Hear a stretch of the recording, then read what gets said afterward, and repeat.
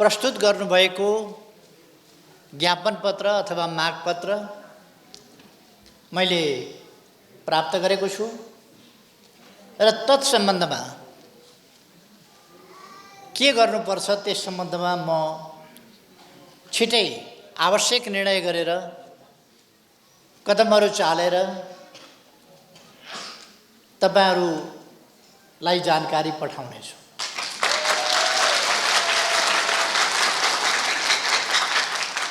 यो धरती हामी सबैको हो, यो देश हामी सबैको हो। यस देशमा हामी सबैले सुरक्षित सम्मानित ढंगले सुविस्तारसँग बाँच्न पाउनु पर्दछ।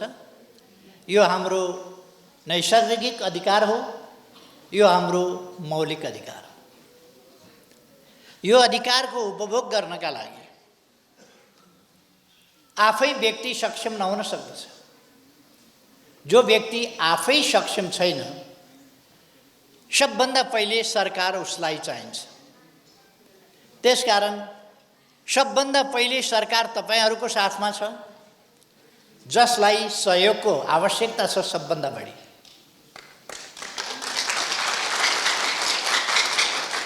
तपाईहरुको साथमा सरकार छ भन्नुको अर्थ तपाईहरुका विभिन्न समस्याहरू, जीवनका लागिका समस्याहरू, ती सबै समस्याहरूको समाधान कसरी गर्ने यस सम्बन्धमा सरकारले सोच्नै पर्छ।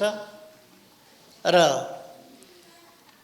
यसै प्रसङ्गमा तपाईहरुले 9 वटा संस्थाले जो आवेदन प्रधानमन्त्रीको हैसियतमा मलाई दिनुभएको छ, त्यस सम्बन्धमा आवश्यक सुनवाई हुनेछ, आवश्यक कदम चालिनेछ भन्ने कुरा म तपाईहरुलाई भन्न चाहन्छु।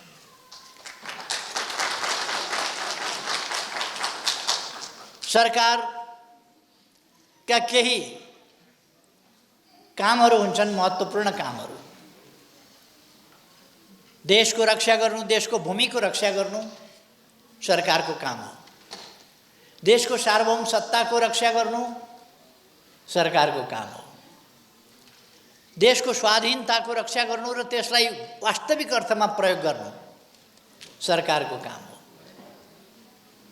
देशको हितको रक्षा गर्नु, देशको गौरव बढाउनु सरकारको काम हो। तर सरकारको काम त्यति मात्रै हुँदैन। सरकारको काम देशमा सुशासन कायम गर्नु र विकास गर्नु हुन्छ।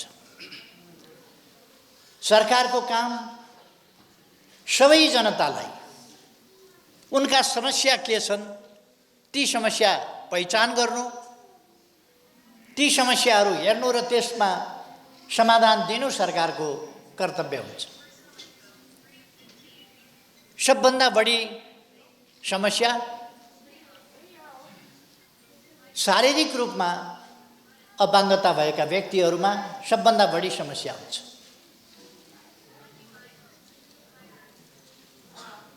विभिन्न प्रकारका समस्याहरू हुन्छन्, समस्याका विविधता हुन्छन्। कसैले कान सुनिदैन, कसैले आँखा देखिँदैन, कसैको हातले काम गर्दैन, कसैको खुट्टाले काम गर्दैन, कसैको स्पाइनलले काम नगरिराखेका हुन्छ, कसैका अरू प्रकारका समस्याहरू हुन्छन्। ती विभिन्न प्रकारका समस्याहरू आर्थिक अवस्था ठिकै भएको परिवारमा भए त अलिक सजिलै होला। त्यसमाथि आर्थिक अवस्था पनि कमजोर भएको छ भने कमजोर आर्थिक अवस्था भएकोमा सपाङ्गता भएका परिवारका सदस्यहरूलाई नै जिन्दगी कठिन भइरहेको हुन्छ। त्यसमाथि शारीरिक रूपमा अपाङ्गता अशक्तता भएका व्यक्तिहरू परिवारका निम्ति पनि समस्याको रूपमा रहिरहेका हुन्छ। त्यस्तो अवस्थामा दुईटै कुरा हामीले हेर्न पर्दछ। एउटा, खुद परिवारलाई कसरी सबल बनाउने, जुन सबलताले उसले आफ्नो परिवारको सदस्य जो आफूभन्दा अप्ठ्यारोमा छ त्यसलाई हेर्न सकोस्। त्यसका निम्ति आर्थिक हिसाबले अरू प्रबन्धका हिसाबले सबलतासँगै उसको चेतना, उसको मनोवृत्ति त्यस हिसाबले पनि सबल बनाउने ती कामहरू गर्नुपर्छ। कसरी सबल बनाउने उसलाई, त्यसमा परिवारले सहयोग कसरी गर्ने, पारिवारिक चेतना त्यसलाई पनि वृद्धि गर्नुपर्छ। तर त्यसमा मात्रै भर परेर हुँदैन। सरकारले शारीरिक रूपमा अपाङ्गता भएका व्यक्तिहरूको सन्दर्भमा विशेष रूपमा हेरविचार गर्नुपर्दछ। पहिले भन्दा अवस्थामा भिन्नता आएको छ। अवश्य नै पहिले जस्तो पहिले अपाङ्गता हुनु भनेको बहुतै भयावह स्थिति हुने गर्थ्यो। आज अपाङ्गता हुने व्यक्तिहरूको सन्दर्भमा, जीविका कठिन भएका व्यक्तिहरूको सन्दर्भमा, बाँच्न नै मुस्किल परिरहेका व्यक्तिहरूको सन्दर्भमा, अभिभावक नभएका व्यक्तिहरूको सन्दर्भमा, सहारा नभएका व्यक्तिहरूको सन्दर्भमा म तपाईहरुलाई ढुक्कसँग भन्न चाहन्छु, सरकार छ। त्यस्तो व्यक्तिहरूको सन्दर्भमा सरकारले जीविकाको, रहने बस्ने, शिक्षा, स्वास्थ्य, शिव विकास, विभिन्न प्रकारका व्यक्तिहरूका विभिन्न प्रकारका शिक्षाहरू, विभिन्न प्रकारका कमी कमजोरीहरू भएका व्यक्तिहरूका जसमा उसको क्षमता छ, त्यसै कारण हामीले भिन्न क्षमताका भन्ने गरेका छौँ। कुनै न कुनै कान सुन्दैन भने आँखामा बढी क्षमता हुन्छ, उसले छिटै त्यसलाई समाउन सक्छ। आँखा देख्दैन भने कानमा उसको बढी क्षमता हुन्छ। यस्ता अनेक क्षमताहरू विकास गरेको हुन्छ र जीवनका लागि उसले आफूलाई सङ्घर्ष गरेर कठिनलाई सरल बनाउने कोसिस गरेको हुन्छ। त्यस कुरालाई सहयोग गर्नु सरकारको कर्तव्य हो। त्यसलाई अगाडि बढाउनका निम्ति सरकारले पहिलो कुरा त बाल्यकालमै छ भने शिक्षाको प्रबन्ध, जस्तो खालको शिक्षा उसलाई आवश्यक पर्छ त्यस्तो खालको शिक्षाको प्रबन्ध, त्यो शिक्षा प्राप्त गरिसकेपछि उसले तदनुसारको रोजगारीको उसले जस्तो काम गर्न सक्छ। सबै काम शारीरिक रूपले मात्रै गर्नुपर्ने हुन्छन् भन्ने पनि छैन, विभिन्न ढङ्गले गर्न सकिन्छ। त्यस्ता कुराहरूको अवसर उपलब्ध गराउने कुरा। अलिकति उमेर गइसकेको, शिक्षा आर्जन गर्न नसकेको स्थिति छ भने तालिमको व्यवस्था, शिव विकासको व्यवस्था र त्यस अनुसारका अवसर उपलब्ध गराउने र रोजगारी वा स्वरोजगार उपलब्ध गराउने, ती कामहरू सरकारले सहयोग गर्छ। यसमा सरकार मात्रै होइन, अनेक सङ्घ संस्थाहरू पनि छन् यस्तोमा सहयोग गर्ने, जसमा आज हामीले केही साथीहरूलाई, मित्रहरूलाई सम्मान गरेका छौँ। त्यस्ता व्यक्तिहरू र उहाँहरू सम्बन्धित भएका संस्थाहरू जसले सहयोग पुर्याइरहेका छन्, यस्ता संस्थाहरू पनि छन्। त्यस्ता संस्थाहरूसँग पनि मिलेर सरकारले सहकार्य गर्दै जरुरी परेका ठाउँहरूमा सेवा पुर्याउने सरकारको कर्तव्य पुरा गर्दछ। अहिले यहाँहरूले देख्नुभएको छ अथवा यहाँहरूले सुन्नुभएको छ कि सडकमा हामीले बालबालिका, हिजो सडकभरि बालबालिकाहरू हुने गर्थे जसलाई खाते भन्ने नामले अत्यन्तै अपमान गरिन्थ्यो। खाते भन्ने नाम दिएर अपमान गरिन्थ्यो। आज कुनै पनि नेपालीका छोराछोरीले खाते भन्ने सुन्नु बेहोर्नु परेको छैन र हामी नेपालीका छोराछोरीलाई खाते हुन दिँदैनौँ, त्यो सरकारको कर्तव्य। अहिले सडकमा खाते छैन, जसलाई हिजो खाते भनेर अपमान गरिन्थ्यो, त्यस्तो स्थिति सडक बालबालिकाको स्थिति आज छैन। त्यो हुन दिँदैन, किनभने सरकार छ यहाँ अभिभावकको रूपमा भूमिका खेल्ने। सरकारले अभिभावकको भूमिका खेल्छ र उहाँहरूको बन्दोबस्त गर्छ। ती बालबालिकाहरू, ती सबै बालबालिका हाम्रा छोराछोरी हुन्, कसै न कसैका नेपालीका छोराछोरी हुन्, कुनै न कुनै मानव जातिका छोराछोरी हुन्। यसमा भूगोलको हिसाब हुँदैन, जातको हिसाब हुँदैन, यसमा कुन भाषा बोल्छ त्यसको हिसाब हुँदैन, कसको छोराछोरी कुन जातको भन्ने हिसाब हुँदैन र यसमा कुनै प्रकारको भेदभाव गरिँदैन। उनीहरू सबै स्नेह प्राप्त गर्ने हकदार हुन् र उनीहरूलाई हामी स्नेहका साथ उनीहरूको जीवन रक्षाको, उनीहरूको उन्नति प्रगतिको, उनीहरूको शिक्षाको, उनीहरूको स्वास्थ्यको, उनीहरूको प्रगतिको र उनीहरूको सुनिश्चित भविष्यको प्रत्याभूति गर्दछौँ, ग्यारेन्टी गर्दछौँ। म स्मरण गराउन चाहन्छु साथीहरूलाई, आज सडकमा सहयोगापेक्षी मानव भेटिँदैनन् अथवा जसलाई स्ट्रिट म्यान भनिन्थ्यो, स्ट्रिट वुमेन भनिन्थ्यो, तिनीहरू आज भेटिँदैनन् किनभने सरकारले खोजिकन तिनीहरूलाई राख्छ। त्यसमा काम गर्ने संस्थाहरू छन्, मानव सेवा आश्रम जस्ता संस्थाहरू, अरू संस्थाहरू छन् जसले त्यस क्षेत्रमा काम गर्दछन्।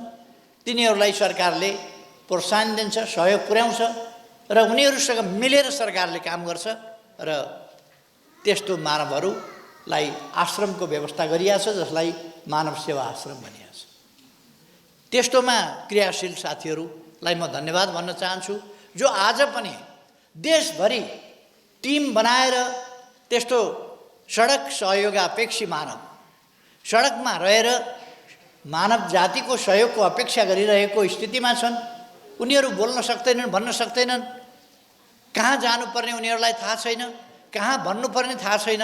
त्यस्ता मान्छेहरूलाई भन्न आएनन् भन्ने होइन, हामी खोज्न गइरहेका छौँ, खोजेर निकालेर ल्याइराखेका छौँ र खोजेर ल्याएर उनीहरूको उपचार गरिरहेका छौँ, उनीहरूको खाने बस्ने प्रबन्ध गरिरहेका छौँ। उनीहरूको पारिवारिक मिलन, कसैको मानसिक स्थितिको कारणले परिवारसँग बिछोड भएको हुन्छ, त्यस्ता मान्छेहरूलाई लगेर परिवारसँग हामी मिलन गराइरहेका छौँ। म साथीहरूलाई आग्रह गर्न चाहन्छु, हामीले हरेस खानु हुँदैन। अलिकति प्रतिकूलता त भयो, प्राकृतिक रूपले भयो होला या अरू कारणले या कहिले कहिले हिंसाको कारणले भयो होला। जुनसुकै कारणले भए पनि जब शारीरिक अशक्तता, अपाङ्गता भयो भने अथवा कहिले कहिले मानसिक केही समस्या भयो भने त्यो समस्यालाई न्यूनीकरण गर्न सकिन्छ, समाधान गर्न सकिन्छ र त्यसरी अत्यन्तै असाधारण योगदान गरेका मान्छेहरू छन्। अहिलेको पछिल्लो वैज्ञानिक दुनियाँका जोन हकिन्स भन्ने वैज्ञानिक विश्व प्रसिद्ध छन्। उनले ठुल्ठुला विज्ञानका थ्योरीहरू पत्ता लगाएका छन्। जोन हकिन्स जस्ता विद्वानहरू अन्यत्र किन गइरहनु पर्यो र? हाम्रै देशमा झमक घिमिरे जस्ता उहाँ शारीरिक रूपमा पूर्ण क्षमता विहीन अवस्थामा हुनुहुन्छ, हात चल्दैन, खुट्टा चल्दैन। त्यस्तो अवस्थामा बडो मुस्किलले खुट्टाले कलम चेपेर स्कुल नगइकन, कसैले पढाएर होइन, कसैले थाहा पाउनुभन्दा अगाडि भाइको पढाइ लेखाइ देखेर, भाइले पढेको यसो हेरेर उनले सिकिन् र अहिले विचार सुल्झिएका चिन्तकहरूमध्ये, ठिक ढङ्गले सोच्ने, देशको बारेमा, जनताको बारेमा, विभिन्न समस्याको बारेमा, सामाजिक समानताको बारेमा, न्यायको बारेमा, विकासको बारेमा, प्रगतिको बारेमा, सामाजिक सुव्यवस्थाको बारेमा सही ढङ्गले सोच्ने नेपालका केही विद्वानहरूमध्ये एकजना उहाँ पर्नुहुन्छ जो एक दिन पनि स्कुल जानुभयो।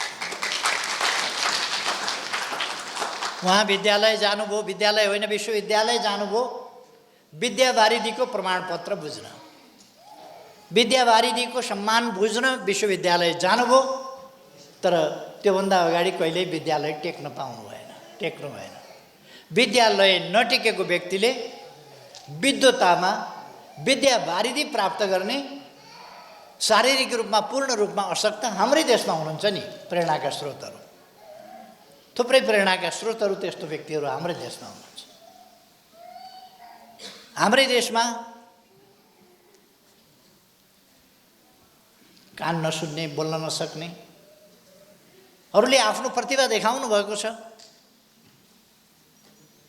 आफ्नो क्षमता प्रकट गर्नुभएको छ। त्यस्ता उदीयमान कलाकारहरू हुनुहुन्छ, व्यक्तित्वहरू हुनुहुन्छ, क्षमताहरू हुनुहुन्छ। जस्तो सजल बम मैले टेलिभिजनमा हेरे हो, मैले भेटेको छैन, मैले देखाएको छैन, तर उनको प्रतिभा। यस्तो थुप्रो साथीहरू हुनुहुन्छ र समाज सेवा गरिरहनु भएको छ, अरूलाई जागरण ल्याइरहनु भएको छ, एउटा अभियान चलाइरहनु भएको छ, मानिसहरूको साथीहरूको आत्मविश्वास जगाइरहनु भएको छ। हामी बाँच्न सक्छौँ, हामी केही गर्न सक्छौँ, केही गरेर देखाउन सक्छौँ, त्यसकारण निराश हुनु हुँदैन, हरेस खानु हुँदैन भनेर जगाइरहनु भएको छ साथीहरूलाई। हाम्रै सङ्गठनका कान नसुन्ने संस्थाका अध्यक्ष हुनुहुन्छ, नेत्रहीन संस्थाका अध्यक्ष हुनुहुन्छ, अरू विभिन्न संस्थाका अध्यक्षहरू हुनुहुन्छ, व्हील चेयरमा बस्ने साथीहरू हुनुहुन्छ। उहाँहरूले देशलाई धेरै ठुला ठुला नेता हुँ भन्नेले बाटो बिराउँदैछु भनेर उहाँहरूलाई बाटो देखाउँछ।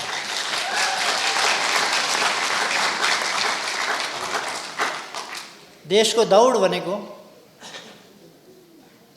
देश विकासको दौड भनेको, देश विकासको अभियान भनेको सबलाङ्गले मात्रै होइन कि शारीरिक रूपमा अशक्तता भएका व्यक्तिहरूले पनि गर्न सक्छन् भन्ने थुप्रै कुरा हामीले, थुप्रै उदाहरण हामीले पाएका छौँ। हाम्रा विभिन्न मन्त्रालयमा काम गर्ने साथीहरू छन्, त्यसरी काम गर्ने कलाकार साथीहरू छन्। मैले मकवानपुर चितलाङ कतातिरको एउटा कलाकारको मैले सुनेको थिएँ, मैले भेटेको छैन। उहाँको कला धेरै राम्रो छ, तर शारीरिक रूपले साह्रै अशक्त हुनुहुन्छ, त्यो मैले सुनेको थिएँ।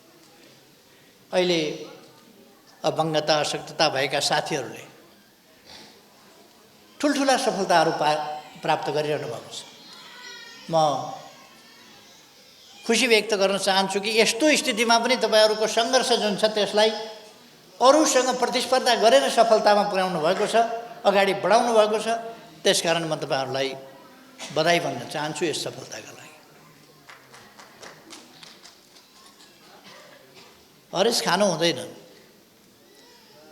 म पनि अलिअलि थोरै थोरै अपाङ्गता भएकै मान्छे हो। मेरो पनि किडनी फेल भएर अर्को किडनी ल्याएर जोडेर राखेको छु। म पनि अर्को किडनीको व्हील चेयर चढेर हिँडेको मान्छे हो। फेरि अर्को त्यो किडनी पनि फेल भयो, त्यसपछि फेरि अर्को किडनी राखेर नयाँ किडनीको बैशाखी टेकेर हिँडेको मान्छे हो। अलिअलि अपाङ्गतै हो। आँखामा मैले चस्मा किन लगाएको? यदि लगाइन भने म पढ्न सक्दिनँ, त्यसकारण त्यो पनि अलिकति अपाङ्गता हो। किडनी फेरे पनि, किडनीले काम नगरे पनि अर्को लगाएर पनि काम गर्न सकिन्छ, बाँच्न सकिन्छ, अगाडि बढ्न सकिन्छ भन्ने आत्मविश्वास मैले लिएँ।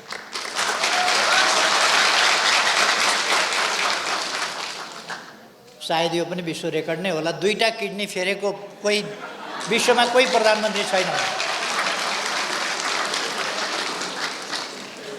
2टा किडनी फेरे पनि मैले गाली पनि गरेको छैन, केही पनि भनेको छैन, लाठी लगेर लखाटेको पनि होइन। तर 2टा किडनी फेरे पनि देश बिगार्न खोज्ने तत्त्वहरू, जनताका लागि अहित गर्न खोज्नेहरू लोकतन्त्र विरोधी तत्त्वहरू, जनताको शासन मास्न खोज्ने तत्त्वहरू भागी भागी हिँडेका छन् डर।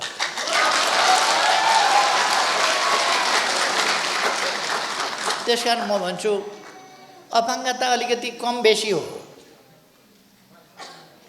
र अपाङ्ग होइनौ भन्ने ठुला ठुला मान्छेहरू मानसिक रूपमा सबभन्दा बढी अपाङ्ग छन्।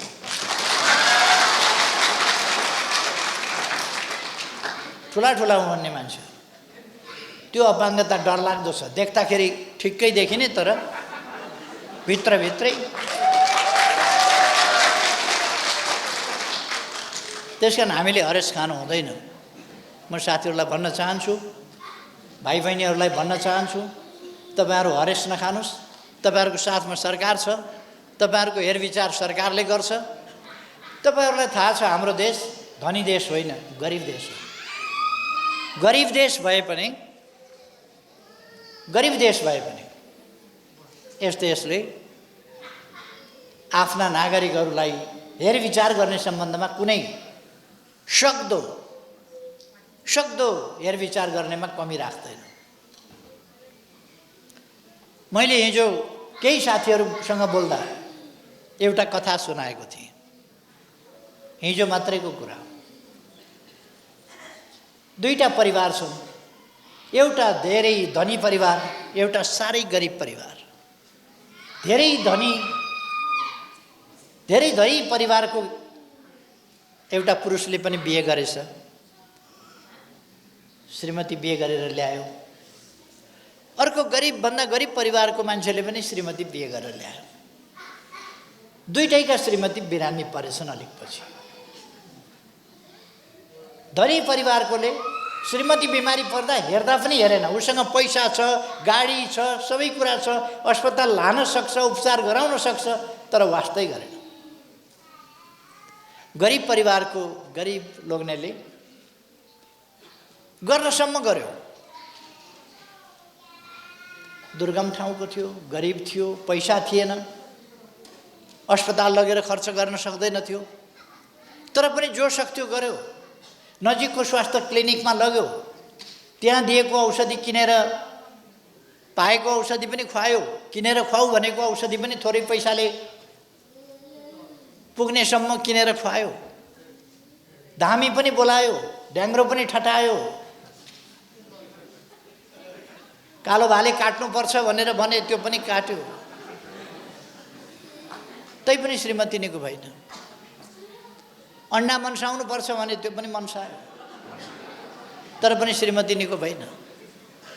अर्को धनी मान्छेको श्रीमती थला परेकी छ, उसले वास्तै गर्दैन।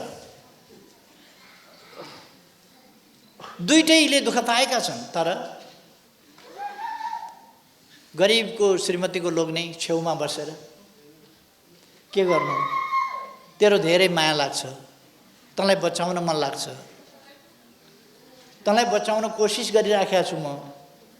अन्डा पनि मनसाएँ, कालो भाले पनि काटेँ, धामी पनि लगाएँ, झाँक्री पनि लगाएँ, तर पनि तँलाई निको भइराखेको छैन भन्छ। आँसु खसाउँछ, सुमसुम्याउँछ, माया गर्छ। बचाउन निको पार्न नसकेकोमा अत्यन्त दुःखी छ। तर अर्को लोग्ने छेउमा पनि आउँदैन, सोद्धा पनि सोध्दैन जो धनी छ। दुईटै बिमारी छन्, दुईटै निको भएका छैनन्, दुईटैलाई पीडा भएको छ, तर पीडाको स्थिति फरक छ। सक्दो गरेर छेउमा बसेर माया गर्दै सुमसुम्याएर आँसु खसाउने लोग्ने निको पार्न नसके पनि त्यो साँच्चैको लोग्ने हो। वास्तै नगर्ने लोग्ने त्यो साँच्चैको लोग्ने नै होइन, त्यो एउटा निर्दयी मान्छे हो। यो दुईटाको बीचको फरक हुन्छ। अहिलेको सरकार कति गर्न सक्छ त्यो गर्छ। कालो भातले काट्न पनि गर्छ, अन्डा मनसाउन पनि गर्छ, सिटामोल खुवाउन पनि गर्छ, तर धेरै ठुलो यसको ल्यागतले नभ्याउला। तर छेउमा बसेर सुमसुम्याएर भन्छ, म तपाईँहरूलाई बचाउन चाहन्छु, म तपाईँहरूलाई सहयोग गर्न चाहन्छु, तपाईँहरूको उन्नति चाहन्छु, तपाईँका बालिका पढाउन चाहन्छु र गच्छे अनुसार गर्छु। यो कुरा साथीहरूले बुझि पनि दिनुपर्छ। सरकारको क्षमताको सीमा छ। सरकार धेरै चिज गर्न सक्ने स्थितिमा अलिक छैन र सकेको सरकारले गर्छ र पहिलो प्राथमिकता अरू मान्छेहरू जागिर खाइरहेका मान्छेहरूको ठुलो समस्या होइन। जो जागिर खान पनि सक्दैन, पाउँदा पनि पाउँदैन त्यस्तो अवस्थाको र त्यसमाथि पनि जसको अपाङ्गता छ, अशक्तता छ हो त्यो मान्छे। जो अभिभावक जसको छैन, जसको सहारा छैन ती मान्छेहरू हो। त्यसका लागि सबभन्दा पहिले सरकारको आवश्यकता पर्छ र तिनका लागि सबभन्दा पहिले सरकार छ। सरकार सबभन्दा पहिले तपाईहरुका लागि छ भन्ने कुरा त्यसकारण मैले सुरुमै भन्न खोजेँ। सरकार तपाईहरुका लागि छ। मैले अघि भने झमक घिमिरे जस्ता केहीको दृष्टान्त दिएँ। उहाँले प्रसिद्ध मदन पुरस्कार पनि प्राप्त गर्नुभयो आफ्नो कृतिका लागि, लेखका लागि। त्यो वास्तवमा अत्यन्तै महत्त्वपूर्ण सफलता हो उहाँको। आज मात्रै होइन, हामीले इतिहासमा हेर्यौं भने, उहिले त्रेता युगमा हेर्यौं भने जनक, राम उनीहरूको जमानाका कुरा हेर्यौं भने जनकको दरबारमा शास्त्रार्थ हुन्थ्यो। शास्त्रमा जसले जित्छ त्यो जितुवा हुन्थ्यो। शास्त्रार्थ कबुल गरेर जसले हार्छ उसले जल समाधि लिनु पर्थ्यो अथवा ऊ डुबेर मर्न तयार हुनु पर्थ्यो। उसलाई डुबाएर मारिन्थ्यो हार्नेलाई। एउटा जनकको दरबारमा भएको विद्वानले एकजना व्यक्तिलाई डुबाएर मार्यो शास्त्रार्थमा अथवा शास्त्रको बारेमा, ज्ञानको बारेमा संवाद बहस हुँदा हारेको हुनाले। पछि उनको छोरा अष्टवक्र भन्ने, जो अत्यन्तै कुरूप, 8 ठाउँ शरीर भाँचिएको, बैशाखी टेकेर हिँड्ने, बैशाखी मात्रै होइन अझ त्योभन्दा बढी टेकेर हिँड्ने, कुप्रो परेर हिँड्ने, त्यस्तो एउटा कलिलो उमेरको बालक जनकको दरबारमा गयो। यहाँका विद्वानहरूसँग शास्त्रार्थ गर्न आएको भनेर, जो अपाङ्गता भएको व्यक्ति थियो। उसलाई हेरेर त्यहाँका पण्डितहरू हाँसे। उसले भन्यो तिमीहरू के हेरेर हाँस्या? अनि ऊ पनि बेसरी हाँस्यो। तिमी किन हाँसेको भन्दा म त हाँसेँ मूर्खहरू हेरेर। जो अपाङ्गता आफूले गरेको होइन, अपाङ्गता आइलाग्यो, परिआयो, त्यो मेरो कमजोरी होइन, त्यो देखेर हाँस्ने बुद्धिजीवी भनेकाहरू देख्दाखेरि म कस्तो मूर्खहरूको ठाउँमा आइपुगेछु भनेर हाँसेँ। मलाई हेरेर हाँस्नुपर्ने कुनै कारण थिएन, किनभने यो मेरो रोजाइ होइन। मैले रोजेर छानेर म अपाङ्ग भएको होइन, यो मेरो मूर्खताले भएको होइन। तर तपाईहरु हाँस्नुभयो भने तपाईहरुको विद्वताको स्तर के रहेछ? तपाईहरु घटिया हुनुहुँदो रहेछ। त्यसकारण म हाँसेँ तपाईहरुको मूर्खता देखेर। तपाईहरु किन हाँस्नुभयो भनेपछि उनीहरू लज्जित भए। त्यसपछि शास्त्रार्थ सुरु भयो। अष्टवक्रले जिते बस। अष्टवक्रले जितेपछि त्यहाँको विद्वान, मैले हार कबुल गरेँ, अब म जल समाधि लिन्छु भन्यो। अष्टवक्रले भने म तिमीहरू जस्तो निष्ठुर होइन, म प्रतिशोधका लागि काम गर्दिनँ। तिमीहरूको घमण्ड तोड्नका लागि मैले शास्त्रार्थ गरेको थिएँ र घमण्ड तिम्रो विद्वताको घमण्ड जुन हो त्यसलाई तोडेको मात्रै हो। मैले त्यसलाई जल समाधि लिन लगाइदिइसकेँ अघि नै। तिम्रो हारसँगै अब तिमीले जल समाधि लिनु, डुबेर मर्नु पर्दैन। म प्रतिशोध लिन्न। यद्यपि तिमीले धेरै मान्छेहरूलाई आफूसँग पराजित भएकोमा जल समाधि लिन बाध्य बनाएका थियौ, तर आज म तिमीलाई जल समाधि लिन बाध्य बनाउँदिन, किनभने म प्रतिशोधी मान्छे होइन, म दम्भी र अहङ्कारी मान्छे होइन। र अष्टवक्र जो अपाङ्ग थिए उनले त्यो विद्वत सभामा जितेका थिए त्यस बेला पनि। अर्थात् आज मात्रै होइन, अपाङ्गता भएका व्यक्तिहरूले परापूर्व कालदेखि आफ्ना खालका क्षमता हुनरहरू देखाएका छन्, विभिन्न ढङ्गले देखाएका छन्। यस्तो उदाहरणहरू दृष्टान्तहरू थुप्रो छ। त्यसकारण म साथीहरूलाई मनोबल उच्च राख्न, अगाडि बढ्नका लागि आह्वान गर्छु र जसलाई त्यो आत्मविश्वासका साथ अगाडि बढ्दा जे सहयोग गर्नुपर्ने हुन्छ त्यस्तो कुरामा सरकार सङ्गठित र व्यवस्थित ढङ्गले, योजनाबद्ध ढङ्गले सहयोग गर्न तत्पर रहेको कुरा पनि बताउँछु। तपाईहरुको मनोबललाई सलाम गर्न चाहन्छु, तपाईहरुको सही दृष्टिकोणलाई सलाम गर्न चाहन्छु। अब दुईटा कुरा मात्रै म तपाईहरुलाई भन्न चाहन्छु। संसद विघटन भएको, असंवैधानिक भयो, अलोकतान्त्रिक भयो भनेर कराइरहेका छन्। ती कराउने मान्छेहरू संविधान विरोधी, ती कराउने मान्छेहरू लोकतन्त्र विरोधी, ती कराउने मान्छेहरू देश विरोधी, ती कराउने मान्छेहरू जनविरोधी मान्छेहरू जो कराइरहेका छन्। अस्तव्यस्तता खडा गर्ने देशमा स्थिरता हुन नदिने, स्थायित्व हुन नदिने र बहुमतको सरकार तोडेर अनि जोडजाम सरकार बनाएर स्थिरताका नाटक गर्ने, संसदमा 5 वर्ष जागिर खान पाउनुपर्छ चुनिएर आएपछि भन्ने। सांसद भनेको जागिर हो, सांसद भनेको जागिर होइन। उनीहरूको तर्क 5 वर्ष जागिर खान पाउनुपर्छ, यो स्थायी जागिर हो। जनताको सेवा गर्नुपर्ने, देशको सेवा गर्नुपर्ने ठाउँमा देशको सेवा नगरेर अरूद्वारा निर्देशित, अरूको इशारामा अरूका लागि काम गर्ने भएपछि स्थिरतालाई भत्काएर अस्थिरतातर्फ मुलुकलाई धकेल्न खोजेपछि स्थिरताको लागि जनतामा ताजा जनादेशका लागि जानु र ताजा संसद, कुन कुन सांसदहरूले के कस्तो काम गरेका छन् जनताले मूल्याङ्कन गर्नु पर्यो। जनताले कस्ता काम गरे यिनको मूल्याङ्कन गर्नु पर्यो र त्यसअनुसार पुरस्कृत गर्ने कि सजाय गर्ने त्यो कुरा जनताले फैसला गर्नु। मैले आफ्ना हातमा लिएको छैन, मैले आफ्ना हातमा लिएको भए तानाशाही हुन्थ्यो। जनताका बीचमा जनताको फैसला, तपाईहरुका बीचमा तपाईहरु फैसला गर्नुस् भन्दा म तानाशाह भएँ। मैले त फैसला गरेको छैन। मैले फैसला गर्छु, मै शासक हुन्छु, मै रहन्छु।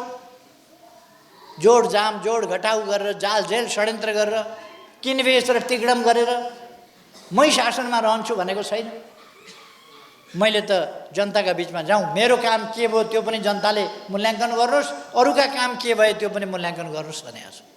त्यसकारण दाजुभाइ दिदीबहिनीहरू, तपाईहरु कुनै पनि अलमलमा नपर्न म आग्रह गर्न चाहन्छु। देश अगाडि बढेको छ, अगाडि बढाउनुपर्छ र यस निर्वाचनबाट, आउँदो वैशाख 17 गते र 27 गते हुने निर्वाचनबाट देशको अहितमा निरन्तर काम गर्ने यस्ता देशद्रोही तत्त्वहरूलाई ठेगान लगाउने यो अवसरको रूपमा हामीले प्रयोग गर्छौँ। म यहाँहरूलाई पनि आग्रह गर्छु, तपाईहरुको सजगताप्रति, तपाईहरुको जागरुकताप्रति मेरो विश्वास छ। म तपाईहरुलाई त्यसका निम्ति धेरै धन्यवाद भन्न चाहन्छु। तपाईहरुको भलो होस्।